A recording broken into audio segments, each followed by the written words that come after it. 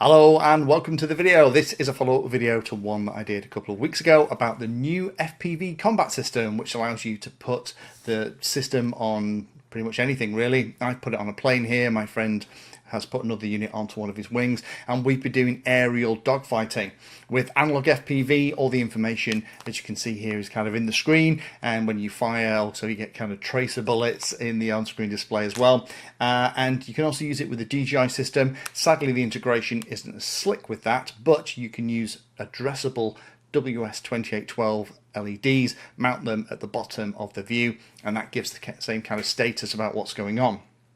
Now, there are two different versions available. The one that I have here inside my Atom RC Dolphin, and that is the full-size version that has the full power gun. You need to make sure that you are using that one if you're going to be flying outdoors in bright areas. And then there's also this mini version, which is perfect for things like whoops, but potentially also really cool for stuff like RC tanks and cars, trucks and stuff like that. However, in the last couple of weeks playing with it, me and my friends have kind of discovered 8 tips, I guess, to get the most out of it. And this has been through trial and error, just going to the field and goofing around and having an awful lot of fun with it. So I thought I would share these tips with you if you're about to invest in one of these FPV combat systems, so that you don't have to go through the same learning that me and my buddies have just done. The first one is a bit of an odd one, but I would practice pulling the trigger on your radio. I'm using my Taranis here without moving the controls. Now, I have a Mode 2 radio, which means the right hand stick here is for pitch and roll, or aileron and elevator. And the downside that I found in the early days is that when I was trying to pull the momentary switch to fire the guns, it was also pulling my thumb a little bit, and it was then moving me out of position. So I would carefully get in behind one of my buddies, get ready to fire, and the plane would veer off dramatically. It's definitely worthwhile adjusting your grip on your radio to have your hand higher up so that you can flick that switch without moving your thumb. It takes a little bit of practice, and I would practice that at home before you go to the field, because trust me, it's incredibly frustrating when you finally get into position to take a shot at your mate and you pull the trigger and immediately pull the plane out of position so you can't get the shot off.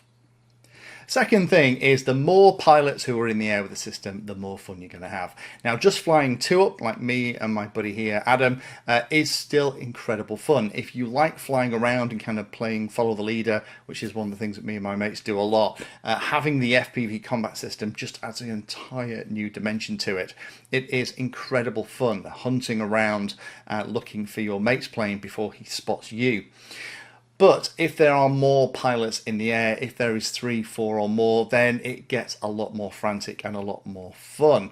One of the things, for example, that I did is I actually added a sound of a machine gun firing when I pulled the trigger. And that's fine if all of you in the lineup want to do that. But what I found very quickly is that with just 2 pilots flying, that meant that I immediately announced to my flying buddy that I was taking a shot and I was behind him, and then he could break out of the way so that I couldn't get a follow-up shot off. So just think about that. More people in the air is more fun. And also, if you're going to add a gun sound to your radio, have all the pilots do it, and then you don't know who's firing at who, but you know there's some action going on. Next one is about the number of lives. By default on the system that I've got here, it's set at 9. I would reduce that a lot, particularly if you only have a small number of players. You'll spend a lot of time hunting around for your mate and then trying to get in behind them to take a shot or to do a quick pass and have a sneaky go while you zoom past them. I would recommend for 2 people, just have 3 lives. Otherwise, you'll run out of battery before you run out the end of the game. Next one is pretty obvious when you think about it, but I would agree before you start flying what the area is that you're going to be playing combat in. That might be the field, it might be the field and the next field, just to stop somebody kind of disappearing off or just getting completely out of the battle, to keep it close in. So you're spending less time hunting around for each other and more time kind of chasing each other, trying to get in for the shot. Agreeing the location, the boundaries of the location that you're going to be all fighting in, it just keeps it closer in, and in our experience keeps it a lot more fun. Don't forget as well to fly in good visibility. The footage that I've got here is from one of the early tests that we did. It was quite an overcast day, and that did mean that with analog FPV in particular, you found that it occasionally it was taking you a while to kind of find your mate's plane, you had to have a silhouette against the sky, or maybe if it was a white plane flying across the green field, you might spot it. When the sun comes out, that makes it a lot easier. The camera performance typically is better. So you do want a really nice camera for this, and you do want half decent goggles as well in order to be able to see stuff so that you can see your mate when he's literally 2 pixels in the whole field of view, and you can kind of sneak up on him and try and shoot him before he realizes where you are. Now, I've had a couple of comments from people saying, well, surely you need similar models in order to have fun, and I think that's really true. My friend and I'm flying with a Dolphin, he's flying with a little wing, and his wing has a much more aggressive, smaller turn circle than my Dolphin, but my Dolphin has a higher top speed, and that is part of the fun because we have to play to the strengths of our own aircraft, but also kind of keep that in mind when we're going after the other person. Because for me, if I realize he's behind me, I can brake hard and accelerate, and that might get me out of the situation. But if he's behind me, he can turn inside me and line up a shot and get a shot off. So it's really interesting that you have to have these kind of thoughts going on. So having all the same models, while that is exceptionally fair, and it's just down to the skill of the pilot, having models that have different abilities can be an awful lot of fun too, is what we found. I wouldn't recommend having something like loads of 100-mile-an-hour wings and a little, J3 Cub model that only does 40 miles an hour. I don't think that's going to be much fun for the Cub pilot. But in terms of, general kind of flying around, it can be fun to have to think about what your model is better at versus the person that you're trying to get a shot at. And I guess that's kind of how dogfighting works in real life too.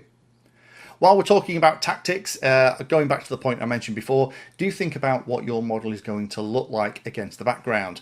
Darker models, grey and black foam in particular, tends to disappear at distance flying over green fields and foliage, whereas when they're in the sky they present a really clear silhouette that's easy to see from quite a long way away. Similarly, on the other side, my Dolphin is a white model. When it's in the sky against the clouds, reasonable distance away, it almost disappears, whereas flying over the ground, if the opponent is above looking down on my model, it's a great big flying target that they can have a crack at. Do think about that, and also do fly with that in mind. Some models are better at altitude, some models are better at slowing down, try and remain hidden while you get lined up for that next shot. And the last one is do watch the battery. The battery is displayed in the on-screen display, and you will find that the time goes incredibly quickly. You tend to be flying more aggressively than you would do, using lots of full throttle, hard maneuvers to try and make sure that you can either get into position for a quick shot at one of your mates, or you're pulling hard out to try and get away from somebody who's just taking a shot behind you.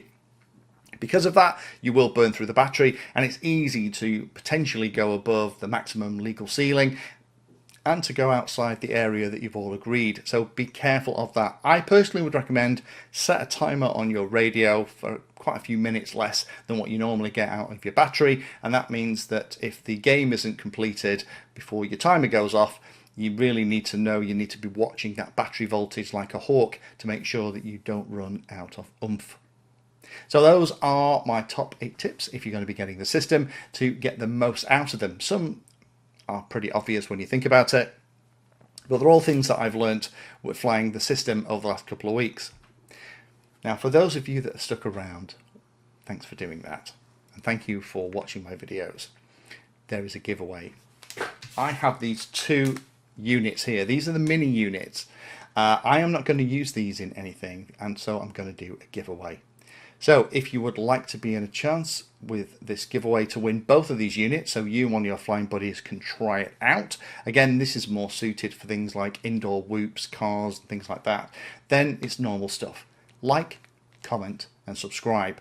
In your comment, make sure that you include the text FPV Combat Rocks, and I will use that to find the people who are leaving comments who have actually found this bit at the end of the video.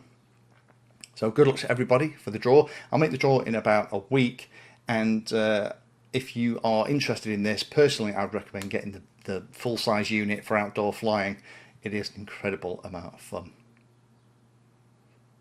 Thank you for spending your time today watching that video. You can find me in all the usual places on social media, and if you're trying to learn about a subject, then check out the playlist. All of my videos are organised into easy to follow playlists that, if you're trying to learn a topic, will take you from the basics right the way through to some pretty advanced stuff.